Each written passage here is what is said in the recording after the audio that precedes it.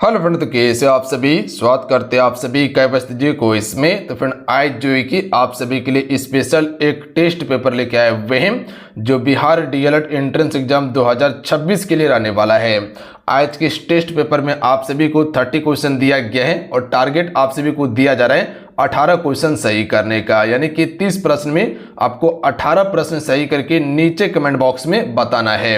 हम देखते हैं आज के इस टेस्ट पेपर में कौन अपना टारगेट को अचीव कर सकते हैं और हमें उम्मीद है कि आप सभी अपना टारगेट अचीव कर लीजिएगा। तो चलिए शुरू करते हैं आज के इस टेस्ट पेपर को। हम सभी आज का फर्स्ट क्वेश्चन है, पहला क्वेश्चन है कि भारत का संविधान कब लागू हुआ था। देखिए, जिस भी प्रश्न का आंसर पता हो अपना आंसर नीचे कमेंट बॉक्स में बताइएगा। सारा का आंसर हम चेक करेंगे, ठीक है। तो आप सभी आंसर नीचे कमेंट बॉक्स में बताइएगा और लास्ट में कितना स्कोर कर पा रहे हैं ये भी बताइएगा। अगर 18 क्वेश्चन नहीं भी सही कर पा रहे हैं या उससे कम भी सही कर पा रहे हैं तो बिल्कुल घबराना नहीं है, आपको अपना रियलिटी बताना है कि कितना प्रश्न सही हुआ है ईमानदारी से।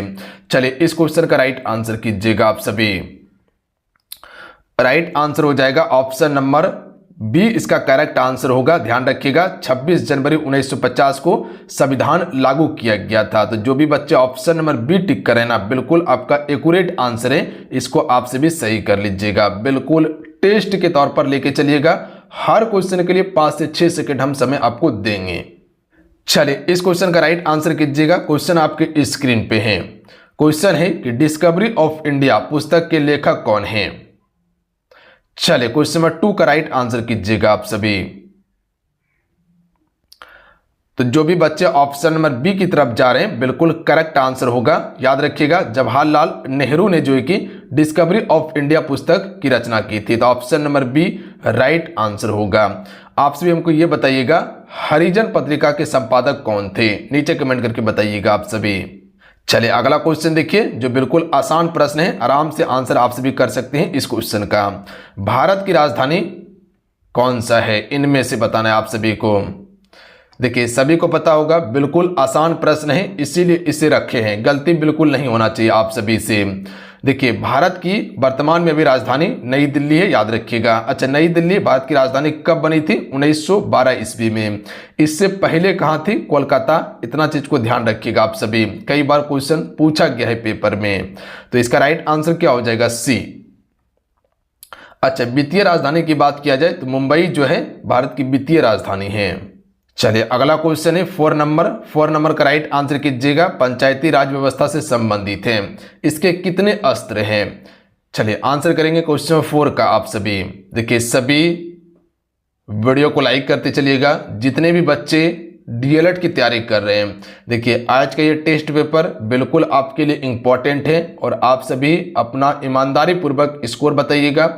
सभी बच्चे का स्कोर हम चेक करेंगे, ठीक है।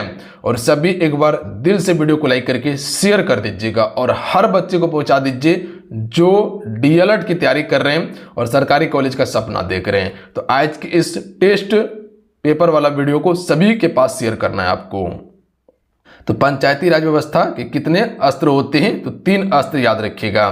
बात समझे, कितने? 3 अस्त्र। पहला जिला स्तर पर, ब्लॉक स्तर पर और ग्राम स्तर पर होता है। और यहाँ एक क्वेश्चन बनता है कि त्रिस्तरीय पंचायती राज की व्यवस्था जो ये किसने किया था? बलवंत राय मेहता समिति ने। चलिए अगला क्वेश्चन है कि बिहार की राजधानी क्या है। तो ये भी प्रश्न आपको बिल्कुल पता होगा कि बिहार की राजधानी कहाँ पे है? पटना। क्या इसमें समय लिया जा सकता है? नहीं, ध्यान रखिएगा आप सभी, बिल्कुल आसान प्रश्न है। अच्छा, बिहार की राजधानी की बात किया जाए पटना है, आपको पता है। आप हमको ये बताइएगा कि बिहार जो है पश्चिम बंगाल से कब अलग हुआ था? तो 1912 में। झारखंड बिहार से कब अलग हो जाता है? 2000 ईस्वी में अलग हो जाता है, ध्यान रखिएगा आप सभी। बात समझे। चलिए इस क्वेश्चन का राइट आंसर करेंगे। 6 नंबर इंपॉर्टेंट प्रश्न है। पृथ्वी अपनी धुरी पर किस दिशा में घूमती है? देखिए पृथ्वी के अगर घूर्णन की बात किया जाए तो आपको पता है कि अपने अक्ष पर यह घूर्णन करता है, जिसके कारण से दिन और रात होता है। तो ये हमेशा पश्चिम से पूर्व की ओर घूमती है, इसी कारण से सूर्य का उदय हमेशा पूर्व में होता है। तो पश्चिम से पूर्व। जो भी बच्चे ऑप्शन में सी टिक करें ना, तो बिल्कुल उसका राइट आंसर है। आंसर को आप सभी मैच कर सकते हैं, बहुत बढ़िया, चावस, वेरी गुड। ये सभी प्रश्न आने के बाद बच्चे गलती कर बैठते हैं, इन चीज को ध्यान रखिएगा आप सभी। अगला क्वेश्चन है कि भारतीय राष्ट्रीय कांग्रेस की स्थापना कब हुई थी। बिल्कुल आसान प्रश्न है, अगर आप सभी कांग्रेस के बारे में पढ़े होंगे तो आराम से आंसर कर सकते हैं। तो इसका राइट आंसर हो जाएगा 1885 ईस्वी में, ध्यान रखिएगा आप सभी, ठीक है। तो ऑप्शन नंबर जो भी बी टिक करे बिल्कुल करेक्ट आंसर होगा। अच्छा, 1885 में भारतीय राष्ट्रीय कांग्रेस की स्थापना किया गया था, कहाँ पे, मुंबई में, ध्यान रखिएगा, जो कि उस समय बम्बई नाम था। संस्थापक कौन था, A.O. ह्यूम था, और पहला इसका अध्यक्ष कौन बना था, व्योमेश चंद्र बनर्जी। बात समझे। 1857 की क्रांति के बारे में पता है, 1905 में बंगाल विभाजन हुआ था, और 1919 में जलियांवाला बाग हत्याकांड होता है, हंटर आयोग की स्थापना होता है, याद रखिएगा आप सभी। प्लस में रॉलेट एक्ट भी 1919 में ही आया था। अगला है जय जवान जय किसान का नारा किसने दिया था। चलिए आंसर कीजिए आप सभी। तो जो भी ऑप्शन में बी टिक करें बिल्कुल करेक्ट आंसर है। लाल बहादुर शास्त्री ने जय जवान जय किसान का नारा दिया था। हे राम का नारा किसने दिया, महात्मा गांधी ने। दिल्ली चलो का नारा महात्मा गांधी ने। अगला क्वेश्चन देख लीजिएगा, भारत का सबसे बड़ा राज्य क्षेत्रफल में कौन सा है। चलिए आसान प्रश्न है, आंसर आप भी कर सकते हैं, गलती का कोई गुंजाइश नहीं होना चाहिए। तो इसका राइट आंसर हो जाएगा राजस्थान। जो भी बच्चे ऑप्शन में बी टिक करें ना बिल्कुल करेक्ट आंसर होगा। देखिए क्षेत्रफल में राजस्थान सबसे बड़ा है, जबकि जनसंख्या में यूपी सबसे बड़ा है, ध्यान रखिएगा, यानी कि उत्तर प्रदेश। अच्छा, जनसंख्या घनत्व में सबसे बड़ा राज्य कौन सा है, बिहार, ध्यान रखिएगा। घनत्व में जो 1 किलोमीटर वर्ग में जो आपका जनसंख्या निवास करती है उसका घनत्व सबसे ज्यादा बिहार में है। अगला क्वेश्चन है कि संयुक्त राष्ट्र संघ यानी कि यूएनओ की स्थापना कब हुई। तो इसका राइट आंसर हो जाएगा 1945 में। 24 अक्टूबर 1945 को यूएनओ की स्थापना की गई थी। ऑप्शन नंबर ए जो भी टिक करे बिल्कुल राइट आंसर है। चलिए अगला क्वेश्चन देख लीजिएगा, जल का रासायनिक सूत्र क्या होता है। चलिए आपसे भी एक क्वेश्चन और बताइएगा, नमक का रासायनिक सूत्र नीचे कमेंट करके बताइएगा। तो जल का रासायनिक सूत्र क्या होता है, H2O, ध्यान रखिएगा आप सभी, H2O। जो भी बच्चे ऑप्शन नंबर बी टिक कर रहे हैं बिल्कुल राइट आंसर होगा, ध्यान रखिएगा। बात समझे। O2 क्या है, ऑक्सीजन है, और CO2 क्या है, कार्बन डाइऑक्साइड है, और NaCl क्या है, नीचे कमेंट करके बताइए आप। चलिए अगला क्वेश्चन देख लीजिएगा, मानव शरीर में रक्त को शुद्ध कौन करता है। क्वेश्चन नंबर 12 पर ध्यान दीजिएगा आप सभी, काफी अच्छा प्रश्न है ये वाला, ठीक है। मानव शरीर में रक्त को शुद्ध कौन करता है। तो मानव शरीर में रक्त को शुद्ध करने का जो कार्य होता है वो आपका विक्र यानी कि किडनी का होता है, ध्यान रखिएगा आप सभी। ऑप्शन नंबर क्या हो जाएगा, डी राइट आंसर होगा। यही आपका रक्त को शुद्ध करके शुद्ध और अशुद्ध रक्त को कन्वर्ट कर देता है। अगला क्वेश्चन देख लीजिएगा, पौधे भोजन किस प्रक्रिया से बनाते हैं। जो आपका प्लांट होता है ना, ये आपका भोजन किस प्रक्रिया से बनाते हैं, बता सकते हैं कोई। तो याद रखिएगा प्रकाश संश्लेषण प्रक्रिया से बनाते हैं। ऑप्शन में बी राइट आंसर होगा। अच्छा, प्रकाश संश्लेषण कब होता है, दिन के समय में जब सूर्य रहता है, ध्यान रखिएगा, क्योंकि सूर्य जब तक नहीं रहेगा तो ये प्रकाश संश्लेषण नहीं कर पाएगा। चलिए अगला क्वेश्चन देख लीजिएगा, सूर्य से पृथ्वी को कौन सी ऊर्जा प्राप्त होती है। तो देखिए सूर्य से पृथ्वी को कौन सी ऊर्जा प्राप्त होगा, तो प्रकाश एवं उष्मा ऊर्जा। तो जो भी बच्चा ऑप्शन में सी की तरफ जा रहे हैं बिल्कुल राइट आंसर हो जाएगा, ध्यान रखिएगा, काफी अच्छा प्रश्न है, ठीक है, पेपर के लिए।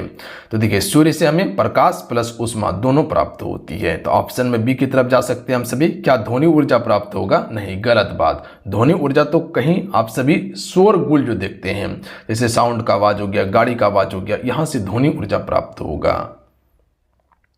अगला है सबसे कठोर प्राकृतिक पदार्थ कौन सा है।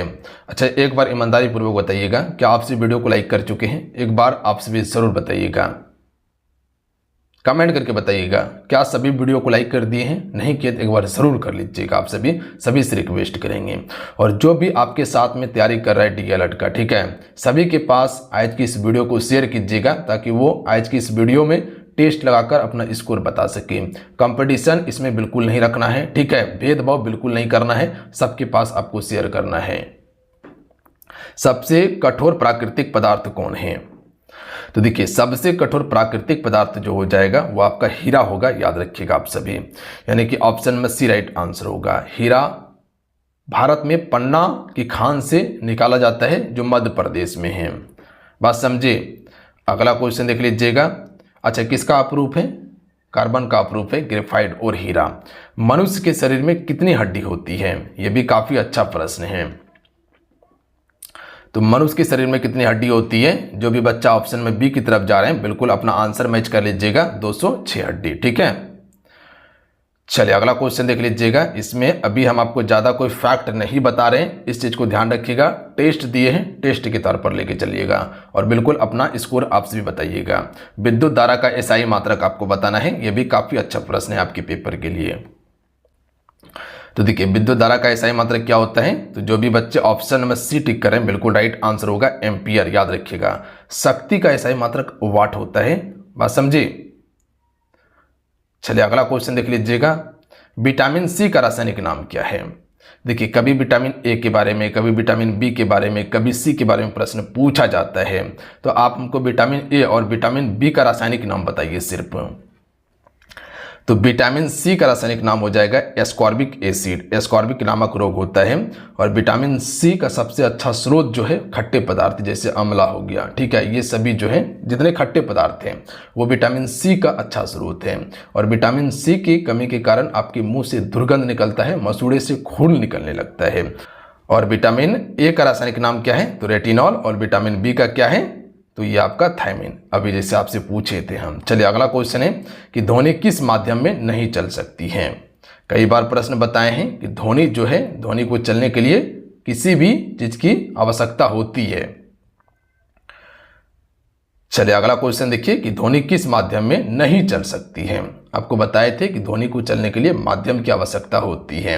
अगर निर्वात की बात किया जाए, यानी कि अंतरिक्ष की बात किया जाए, तो वहां कोई भी माध्यम नहीं है, इसीलिए वहां ध्वनि नहीं गमन कर सकती। तो निर्वात इसका राइट आंसर होगा, ध्यान रखिएगा। आप सभी जो भी डी टिक करें बिल्कुल राइट आंसर होगा।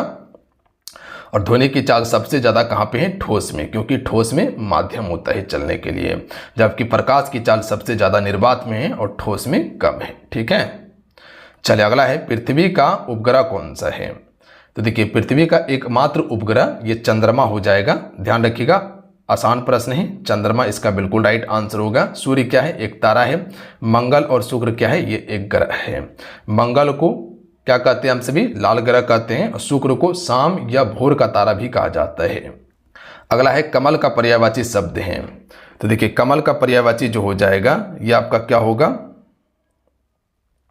पंकज। जो भी ऑप्शन में ए टिक करे बिल्कुल राइट आंसर होगा।